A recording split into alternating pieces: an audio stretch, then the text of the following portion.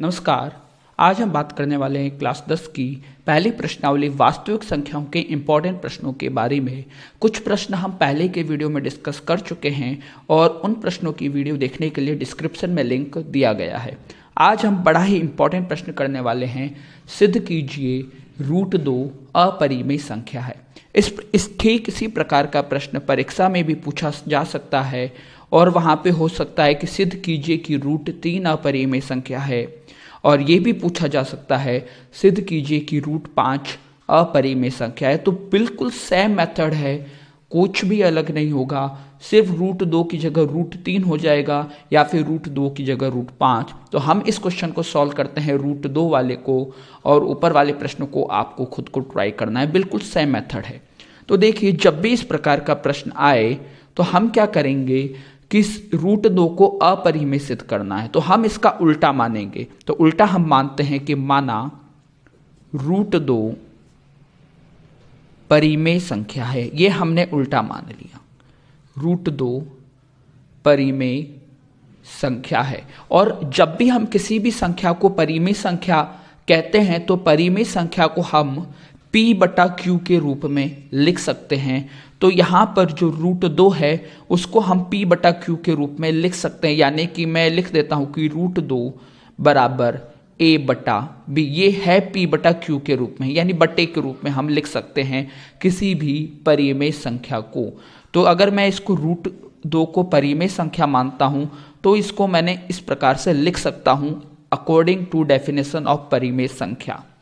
यहाँ पे अब समस्या है कि ये A और B क्या है, तो यहाँ पे मैं लिख देता हूं, यहाँ A व B सह अभाज्य पूर्णांक हैं। ये मैं मान लेता हूं, यहाँ A और B सह अभाज्य पूर्णांक है। यहाँ पे अब आपके मन में प्रश्न आ रहा होगा कि सह अभाज्य पूर्णांक क्या है। तो सह अभाज्य पूर्णांक का मतलब है ऐसी संख्या जिसके अंदर कोई भी उभयनिष्ठ गुणनखंड नहीं हो। सिंपल सी भाषा में मैं एक बात करता हूं, ऐसी संख्याएं जो आपस में नहीं कटती, जैसे 2 और 3 आपस में नहीं कटेगा, 5 और 11 आपस में नहीं कटेगा, 11 और 13 आपस में नहीं कटेगा। तो ऐसी सारी संख्याएं जिसके अंदर कोई भी उभयनिष्ठ गुणनखंड नहीं हो या फिर वे आपस में नहीं कटती, वे सारी सहअभाज्य पूर्णांक है। तो A और B यहाँ पे हमने क्या माना है कि A और B सहअभाज्य पूर्णांक हैं। आगे देखते हैं इसको कैसे करेंगे।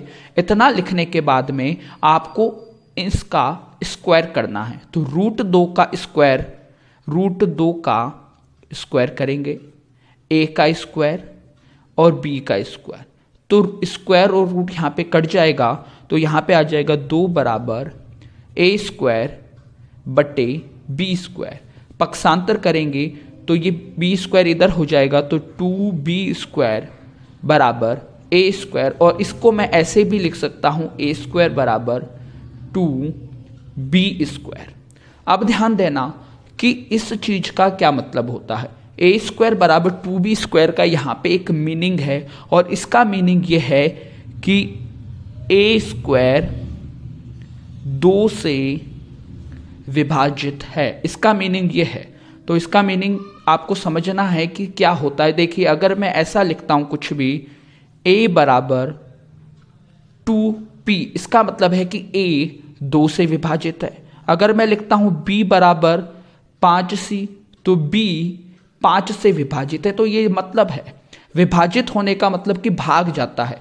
तो A² में 2 का भाग जाता है। अब यहाँ पे एक प्रमेय है, वो प्रमेय क्या कहती है कि अगर A² में 2 का भाग जाता है तो A के अंदर भी 2 का भाग जाएगा। अगर किसी संख्या के स्क्वायर में 2 का भाग जाता है तो उस संख्या में भी 2 का भाग जाएगा। तो A² 2 से विभाजित है, इसलिए A भी 2 से विभाजित होगा। अगर A² में 2 का भाग जा रहा है तो A के अंदर भी 2 का भाग जाएगा। तो देखिए, यहाँ पे मैंने क्या किया, यहाँ पे ये गणितीय रूप में था, उसको मैंने शब्दों में बदला, और इसकी सहायता से हमने एक निष्कर्ष निकाला।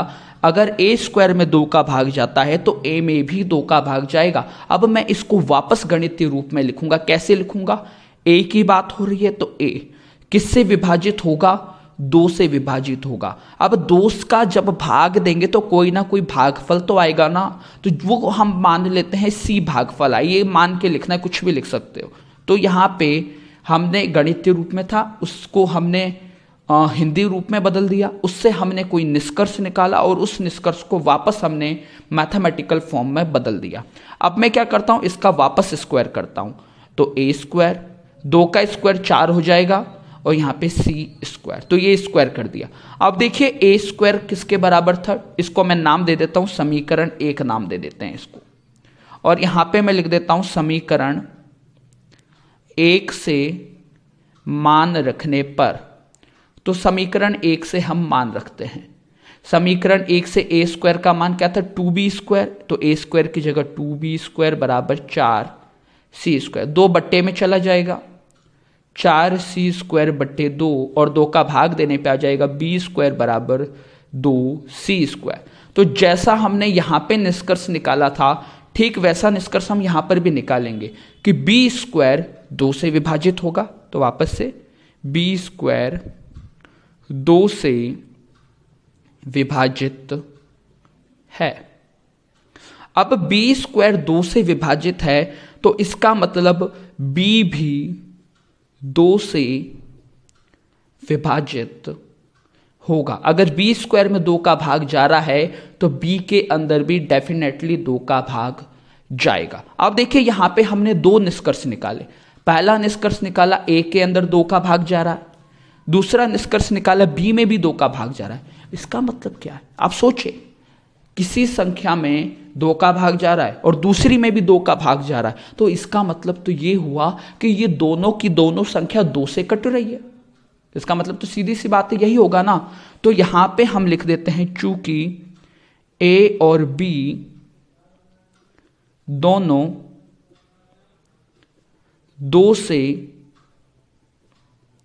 विभाजित हैं, दोनों के दोनों 2 से विभाजित है, ये अभी अभी हमने निष्कर्ष से निकाला। लेकिन आपके मन में एक प्रश्न आना चाहिए कि सर थोड़ी देर पहले हमने a और b को सह अभाज्य माना था, ये हमने माना था शुरू में, क्वेश्चन के शुरुआत में। तो मानने का मतलब क्या है कि ये हमने माना था। अब क्या माना था, सह अभाज्य, और सह अभाज्य का मतलब मैंने बताया था कि ऐसी संख्याएं जो आपस में नहीं कटे। लेकिन हम यहां पे क्या कर रहे हैं, यहां पे हमारे पास निष्कर्ष क्या आया कि a और b दोनों 2 से विभाजित है, इसका मतलब 2 से कट रहे हैं, ये निष्कर्ष आ रहा है। लेकिन हमने माना क्या था, सहअभाज्य। सहअभाज्य का मतलब कटते नहीं, ये हमने माना था, लेकिन निष्कर्ष में आ रहा है कि दोनों के दोनों 2 से कट रहे हैं। ये कैसी स्थिति हो गई, ये विरोधाभास की स्थिति है। यह विरोधाभास की स्थिति है, और विरोधाभास की स्थिति तभी उत्पन्न होती है, विरोधाभास की स्थिति है, और विरोधाभास की स्थिति तभी उत्पन्न होती है कि जब हम कोई भी चीज गलत मान लेते हैं।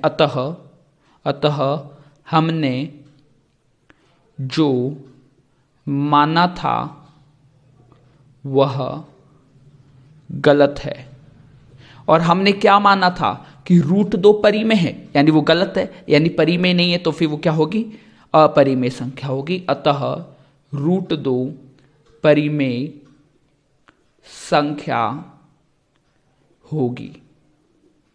तो ये बड़ा ही इंपॉर्टेंट प्रश्न है, आपके बोर्ड एग्जाम्स में पूछा जा सकता है।